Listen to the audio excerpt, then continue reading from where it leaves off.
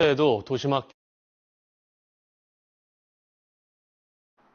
학령 인구 감소 추세에도 도심학교는 해마다 학생들이 쏠리는 과밀학급 현상이 빚어지고 있습니다. 이 때문에 정원이 미달된 섬 지역 학교를 도심으로 옮기자는 말까지 나오면서 섬과 도시 주민 간 갈등으로까지 번지고 있는데요. 최근 정부가 소규모 학교를 세우는 절차를 대폭 간소화했는데 과밀학급을 해소할 대안이 될지 관심이 집중되고 있습니다. 최황지 기자입니다.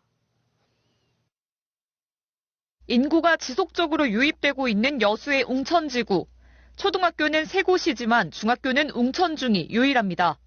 진학을 원하는 학생이 많다 보니 웅천중은 포화 상태입니다.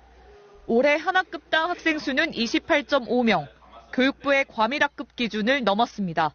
소수 인원보다 다수일 때 선생님들 입장에서도 업무에 대한 조금 과중이 됐을 때 피로도도 있을 것이고 아이들끼리에도 문제가 많이. 과밀학급 분산을 위한 학교 신설 요구가 수년째 계속되고 있지만 제자리 걸음입니다.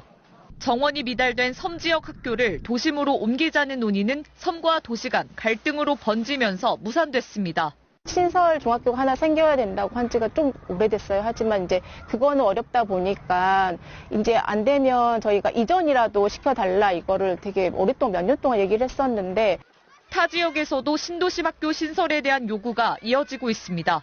전남에선 순천 신대지구, 목포 오감지구, 장성 첨단 3지구 등이 대규모 택지 개발로 인한 학교 수 부족으로 학교 신설에 대한 요구가 나옵니다.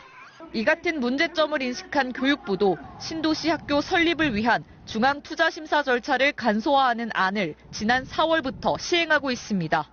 지역 간 갈등을 유발할 수 있는 학교 이설이 아닌 신설이 대안으로 떠오르는 이유입니다. 웅천 같은 경우는 학교가 너무 부족하기 때문에 이 행정의 편의를 위해서 이설만 할 것이 아니라 이설이 아니라 신설로 이렇게 해야 된다라는 것이 이제 이렇게 한번 도전해보는 것이 낫겠다. 그러나 도교육청은 학령 인구 감소에 학교 신설이 어렵다는 입장입니다. 신도심이라고 하더라도 장기적인 관점에서 입학 인원이 감소할 것이란 전망입니다. 학교 결국 한 5년 되면 실은 거기도 이 과밀도 좀 해소되거든요. 학생 수가 줄어들기 때문에 보통 학교 지으면 저희들이 한 4년 정도 걸리기 때문에 그 시간 지나면 어느 정도 해소가 돼버리죠. 지역 정치권과 학부모들은 전남도 교육감을 상대로 면담을 요청했으며 도심 지역 학교 수 부족에 대한 대안 마련을 계속해서 촉구할 계획입니다. MBC 뉴스 최황지입니다.